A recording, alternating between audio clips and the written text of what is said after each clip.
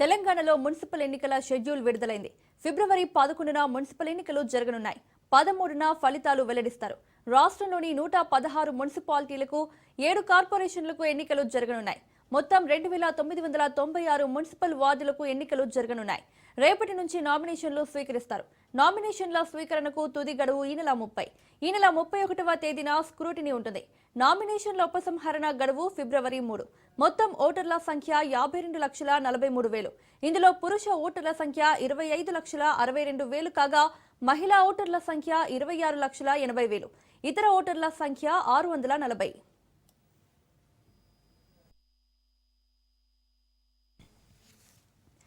జనవరి 28వ తేదీ నుంచి నామినేషన్లు స్వీకరిస్తారు. ఉదయం 10:30 నుంచి సాయంత్రం 5 గంటల వరకు రిటర్నింగ్ అధికారులు నామినేషన్లు తీసుకుంటారు. ఫిబ్రవరి 11న ఉదయం 7 గంటల నుంచి సాయంత్రం 5 గంటల వరకు పోలింగ్ ఉంటుంది. ఫిబ్రవరి 13న ఉదయం 8 గంటలకు కౌంటింగ్ ప్రారంభిస్తారు. ఓట్ల లెక్కింపు పూర్తయిన వెంటనే ఫలితాలు వెల్లడిస్తారు.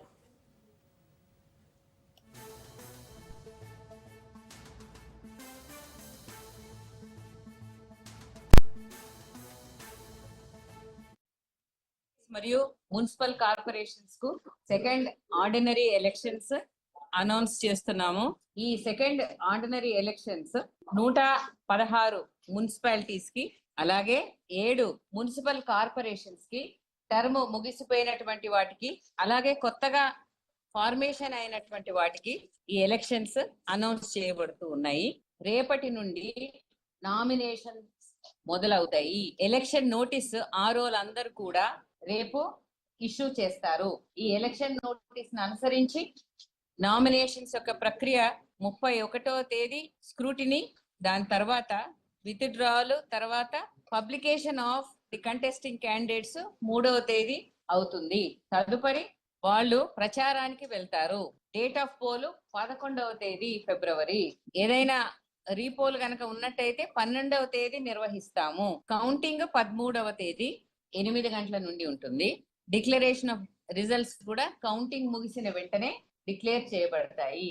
11 ఫిబ్రవరి రోజు 7 మున్సిపల్ కార్పొరేషన్స్ తర్వాత 116 మంది మున్సిపాలిటీస్ కోసం ఈ elections will be there and it is through the ballot and 13th రోజు రిజల్ట్ ఉంది.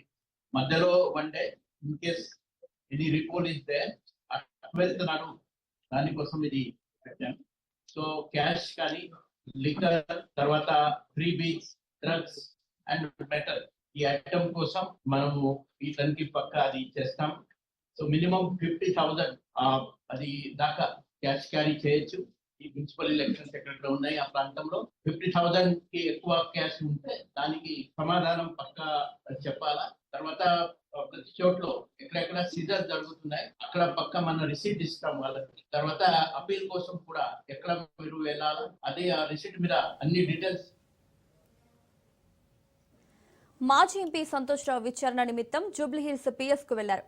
ఫోన్ ట్యాపింగ్ కేసులో సంతోష్ రావును సిట్ అధికారులు విచారిస్తున్నారు. బీఆర్ఎస్ మాజీ ఎంపీ సంతోష్ రావుకు సిట్ నోటీసులు ఇచ్చింది. ఫోన్ ట్యాపింగ్ కేసుకు సంబంధించి సంతోష్ కు సిట్ నోటీసులు ఇచ్చింది.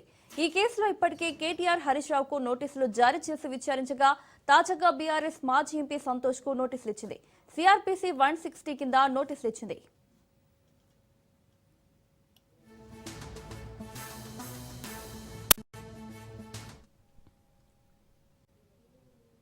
Welcome back. సింగరేణి కుంభకోణంపై గవర్నర్ జిష్ణుదేవ్ వర్మను బీఆర్ఎస్ నేతల బృందం కలిసింది. సింగరేణి సంస్థలో వేల కోట్ల రూపాయల ప్రజాధనాన్ని కాంగ్రెస్ ప్రభుత్వం లూటీ చేస్తోందని, భారీ కుంభకోణంపై సమగ్ర విచారణ జరిపించి బాధ్యులపై కఠిన చర్యలు తీసుకోవాలని కోరారు. బీఆర్ఎస్ వర్కింగ్ ప్రెసిడెంట్ కేటీఆర్ నాయకత్వంలో పార్టీ ప్రతినిధి బృందం గవర్నర్ను కలిశారు.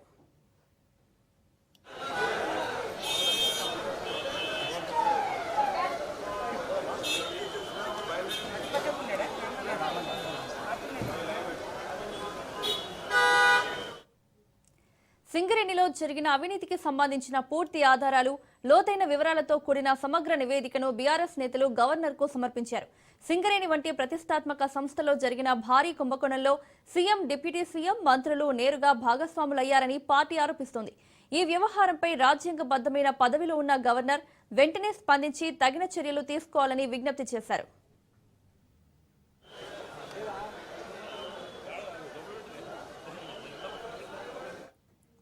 సింగరేణి కుంభకోణంపై సమగ్ర విచారణ జరిపి బాధ్యులపై కఠిన చర్యలు తీసుకోవాలని బీఆర్ఎస్ డిమాండ్ చేసింది. సింగరేణి కుంభకోణంలో CM Revanth, deputy CM Bhatti Vikramarka మంత్రుల పాత్రపై ఫిర్యాదు చేశారు బీఆర్ఎస్ నేతలు.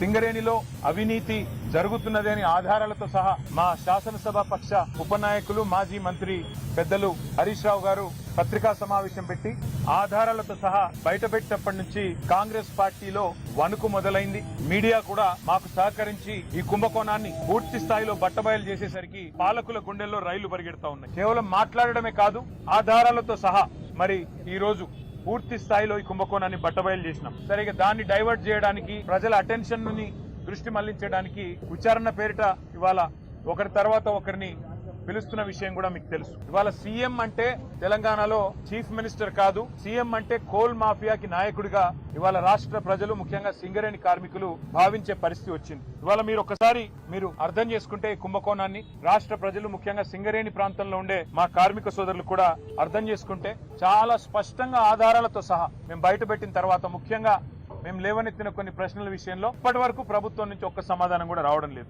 వాస్తవం ఏంటి అంటే అన్నదమ్ములు దోచుకునే సరిపోవట్లేదంట రేవంత్ రెడ్డి గారికి. హిల్ట్ కుంభకోణం పేరు మీద హైదరాబాద్ లోని పారిశ్రామిక వాడల్లో భూములను కొల్లగొట్టడానికి 5 లక్షల కోట్ల విలువ చేసే 9,200 కోట్లు, 9,200 ఎకరాల భూమిని కొల్లగొట్టేదానికి ప్రయత్నం చేస్తే మా పార్టీ బయటికి తీసుకొచ్చింది. అన్నదమ్ముల దోపిడిని అడ్డుకున్నది. కానీ రేవంత్ రెడ్డి గారు అన్నదమ్ముల దోపిడి సరిపోవట్లేదంట. ఇప్పుడు బావమరిది గారి కళ్ళల్లో ఆనందం కోసం సింగరేణిని ఆయనకు గుత్తకు రాసిచ్చిండు. తెలంగాణ కొంగు బంగారంగా భావించే సింగరేణిని కాంగ్రెస్ ముఖ్యమంత్రి రేవంత్ రెడ్డి పట్టపగలే కబలిస్తా ఉన్నాడు. అందుకే మేము అడిగినాం ఇవాళ గౌరవ గవర్నర్ గారిని, సార్ మీరైనా ఇన్వాల్వ్ కండి, మీరు కిషన్ రెడ్డి గారికి ఆదేశం ఇవ్వండి, సిబిఐకి ఇస్తారా, సిట్టింగ్ జడ్జికి ఇస్తారా, మీ ఇష్టం, ఎవరికి ఇస్తారో ఇవ్వండి, కానీ ప్రజాధనాన్ని కొల్లగొట్టే ఈ దుర్మార్గపు వ్యవస్థని, ఇటు సోలార్ పవర్ లో కుంభకోణం, అటు సింగరేణి ఓబీ గనుల్లో కుంభకోణం, దీన్ని అడ్డుకోండి, దీన్ని వెంటనే నివారించండి, ప్రజా సొమ్మును కాపాడండి అని చెప్పి కార్మిక లోకం తరపున, సింగరేణి కార్మిక సోదరుల తరపున వారికి విజ్ఞప్తి చేశాం. కొంతమందికే సెలెక్టివ్ గా ఎందుకు ఇచ్చారు మీరు? కొంతమంది కాంట్రాక్ట్ సంస్థలను ఎందుకు మీరు ఎత్తుకుంటున్నారు? మిగతా వాళ్ళని ఎందుకు పక్కన పెడుతున్నారు?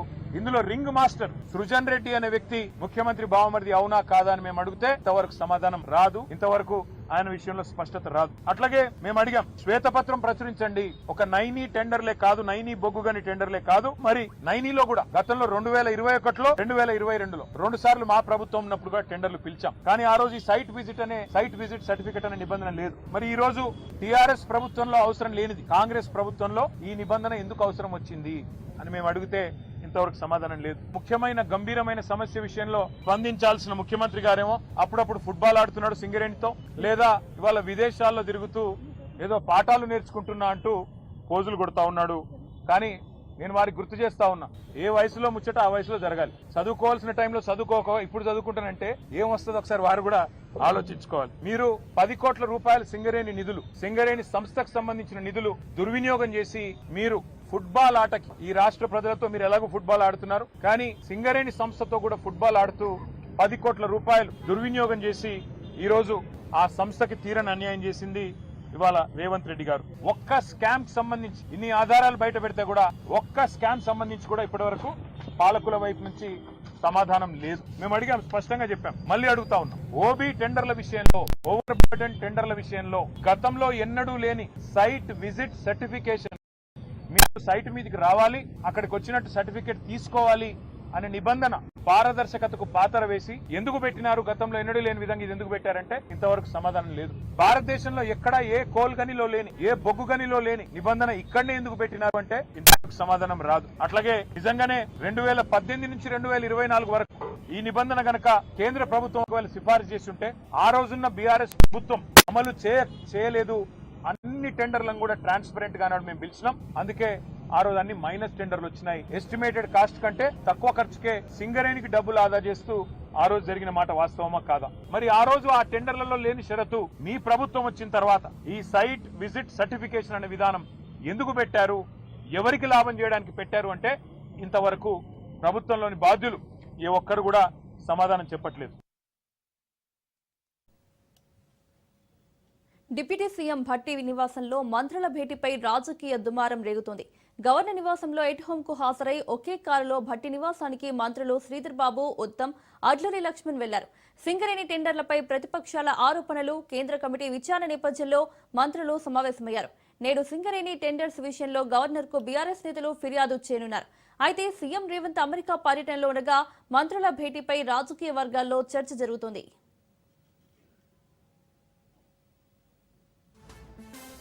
Welcome back. జీహెచ్ఎంసీ డివిజన్ల విభజన అశాస్త్రీయంగా చేస్తారని బీజేపీ ఎంపీ ఈటెల రాజేందర్ ఆరోపించారు. డివిజన్ల విభజనను పరిశీలిస్తే ఒక దగ్గర 82,000 జనాభా ఉంటే మరో దగ్గర 12,000 జనాభా మాత్రమే ఉందన్నారు. రాజకీయాలను దృష్టిలో పెట్టుకుని కాకుండా ప్రజల సౌకర్యార్థం 30,000 జనాభా ఒక్కొక్క కార్పొరేటర్ కి సమానంగా డిస్ట్రిబ్యూట్ చేయాలని డిమాండ్ చేశారు. ఇలాంటి నిర్ణయం తీసుకునేటప్పుడు కనీసం పార్టీలతో, ప్రజాప్రతినిధులతో చర్చలు జరపాలన్నారు. బలోపేతం కాకుండా స్థానిక సంస్థలు పరిపాలన కొనసాగించకుండా కేవలం రాష్ట్ర ప్రభుత్వమే వ్యవస్థ మొత్తం నడుపుతా అంటే అది వెరిభావంతనమైంది. కాబట్టి వెంటనే పారదర్శకంగా, సైంటిఫిక్ గా, ప్రాక్టికల్ గా దీని డివిజన్స్ ఏర్పాటు చేసి తక్షణమే ఎన్నికలు జరిపించాలని చెప్పి నేను డిమాండ్ చేస్తాను. 300 ఉంటాయా, 350 ఉంటాయా, 200 ఉంటాయా, 3 వివిధ కార్పొరేషన్లు ఉంటాయా, ఒకటే కార్పొరేషన్ ఉంటుంది అంటే ప్రభుత్వానికి ఇతర పార్టీలతో కనీసం ఇట్లాంటి గంభీరమైన నిర్ణయం తీసుకున్నప్పుడు వాళ్ళు ఎక్స్చేంజ్ చేసుకోవాలి, మాట్లాడుకోవాలి. అట్లీస్ట్ ప్రజాప్రతినిధులను ఇన్వాల్వ్ చేయాలి. కార్పొరేటర్ ఇన్వాల్వ్మెంట్ లేదు, ఎమ్మెల్యేల ఇన్వాల్వ్మెంట్ లేదు, ఎంపీల ఇన్వాల్వ్మెంట్ లేదు. మొత్తం నాకే తెలుసు అన్నట్టుగా రేవంత్ రెడ్డి గారు సర్కార్ చేస్తుంది. ఇది మంచి పరిణామం కాదు. ఇందిరా పార్క్ ధర్నా చౌక్ వద్ద బీజేపీ ఎమ్మెల్సీల ధర్నా చేపట్టారు. ప్రభుత్వ ఉద్యోగుల రిటైర్మెంట్ బెనిఫిట్స్ వెంటనే విడుదల చేయాలని డిమాండ్ చేస్తున్న రిటైర్డ్ ఉద్యోగులకు మద్దతుగా బీజేపీ రాష్ట్ర అధ్యక్షుడు రామచంద్రరావు ధర్నాలో పాల్గొన్నారు. ఇది రిటైర్డ్ ఉద్యోగుల సమస్య మాత్రమే కాదు, పనిచేస్తున్న ఉద్యోగుల సమస్య కూడా అని బీజేపీ చీఫ్ అన్నారు. తెలంగాణ రాష్ట్రం వస్తే ఉద్యోగాలు వస్తాయని భావించాం. కనీసం ఉద్యోగులకు రిటైర్డ్ ఉద్యోగుల బెనిఫిట్స్ రావడం లేదని మండిపడ్డారు. ఒక చెప్పారు కేసీఆర్ గారు ఆ రోజు రిటైర్మెంట్ అయినటువంటి నెక్స్ట్ డేనే పెన్షన్ వచ్చేటట్టు డిగ్నిటీతో నేను రిటైర్మెంట్ కావాలని చెప్పడం జరిగింది. కానీ ఎక్కడ పోయింది ఆ డిగ్నిటీ, ఏమైంది ఈ విషయాన్ని కూడా వాళ్ళు ఒకసారి బీఆర్ఎస్ నాయకులు కూడా వాళ్ళు ఒకసారి ఆలోచించాల్సిన అవసరం ఉంది. ఈరోజు ఉద్యోగస్తులకి దుస్థితి పట్టిందంటే ఆ రోజు బీఆర్ఎస్ ప్రభుత్వం కూడా దానికి కారణం అని చెప్పి అనుకోవాలి. ఈరోజు పీఆర్సీలు కానీ అమెరికాలోని హార్వర్డ్ యూనివర్సిటీలో లీడర్షిప్ కోర్సు క్లాసులకు సీఎం రేవంత్ రెడ్డి హాజరయ్యారు. తొలి రోజు 21వ శతాబ్దంలోని కోర్సులో భాగంగా అధికారిక విశ్లేషణ, నాయకత్వం అంశంపై తొలి సెషన్ సాగింది. సీఎం రేవంత్ రెడ్డి విద్యార్థిగా మారి క్లాసులు విన్నారు. అధికారిక విశ్లేషణ, నాయకత్వం, కేస్ అనాలిసిస్, వివిధ అంశాలపై తరగతులు, కన్సల్టేటివ్ గ్రూప్ వర్క్ వంటి కార్యక్రమాల్లో సభ్యులు పాల్గొన్నారు. దావోస్లో 3 రోజుల పర్యటన ముగించుకున్న తర్వాత హార్వర్డ్ యూనివర్సిటీలో లీడర్షిప్ కోర్సు కోసం సీఎం రేవంత్ రెడ్డి అమెరికా బయలుదేరి వెళ్లారు. జనవరి 30 వరకు అమెరికాలో సీఎం పర్యటన కొనసాగనుంది. హార్వర్డ్ యూనివర్సిటీ నుంచి సర్టిఫికెట్ కోర్సు చేస్తున్న తొలి సీఎంగా అరుదైన ఘనత దక్కించుకోనున్నారు.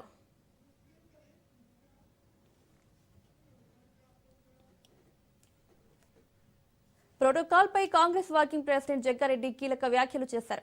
రాహుల్ గాంధీ సింహం లాంటి వారిని ప్రధాని పదవి పుట్టిందే రాహుల్ గాంధీ ఇంట్లో అన్నారు. రాహుల్ ని 3వ వరుసలో కూర్చోబెట్టి అవమానించారన్నారు.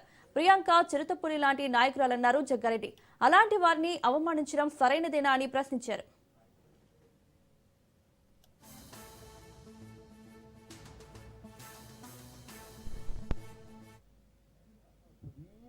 ఒక రాజకీయ ఏళ్ల తరబడి ఈ దేశ ప్రజల పట్ల, ఈ దేశ పేద ప్రజల పట్ల, దేశ ప్రజల పట్ల పాలన, పరిపాలన, న్యాయమైన పాలన, పద్ధతి గల పాలన, పేదవాళ్ళని ఆదుకునే పాలన, పద్ధతి గల పాలన, చట్టపరిధిలోని పాలన, ఇలాంటి పాలన అందించిన రాహుల్ గాంధీ గారి కుటుంబం అది. రాహుల్ గాంధీ గారికి ఆ ఫీలింగ్ ఉండదు.